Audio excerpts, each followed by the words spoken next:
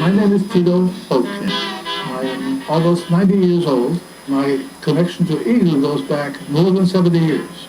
I grew up in Germany and I was due to be drafted. And if you get drafted, you would probably be drafted into the army, and the army meant Eastern Front of the Russian front. I didn't believe that we could win the war, and I couldn't see sacrificing myself for something that was lost. So I volunteered for the Navy. I ended up on the same training ship. I learned a lot from the other people on the Eagle. Many of them came from the big towns. They were much more sophisticated than I was.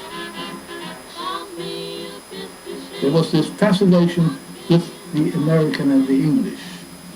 The language, the culture, the people, even through the bombing raids and everything else, that never really went away. And I was just fascinated as anybody else. After the war, and after I'd come home from prisoner of war camp, I spoke to some of my buddies, and none of us knew what happened to the ship. I came over to the United States. I was here 1 year. I got drafted to the Army. I came to New York. From New York, I was transferred to Hartford.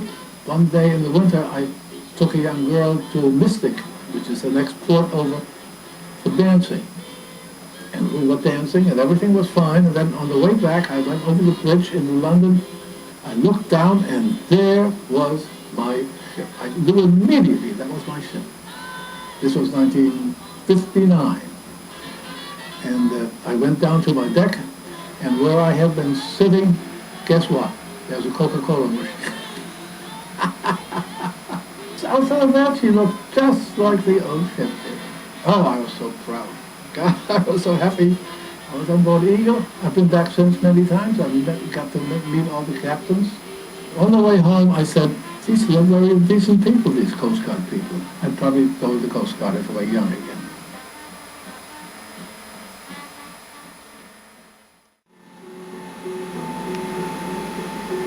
These young Coast Guard cadets are setting sail on the voyage of a lifetime.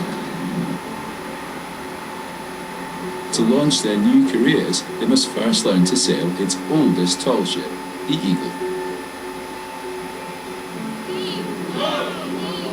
She was certainly challenging. I mean, she was designed so that everyone had a mechanical role. So she takes effort. It takes young men and women to pull together to operate properly. The Eagle is the pride of the U.S. Coast Guard fleet, but she didn't always fly the stars and stripes. She was built by the German Navy in the 1930s, and during World War II, her flag was the Nazi swastika. 3.1. This ship really does have an amazing history. It was the flagship of the German training fleet. Rumor is that they even had their senior leadership of Pretty Hero stay on board. We never confirmed that rumor. One sailor who remembers Eagle from her German days is Tido Holtkamp, who served on the ship during World War II.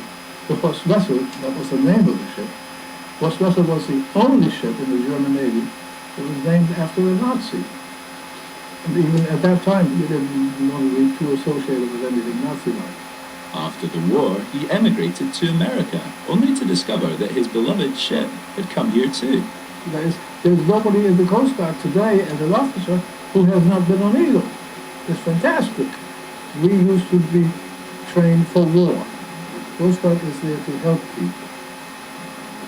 She arrived as a refugee from a war, but she now sails as a symbol of peace. James Morgan, BBC News.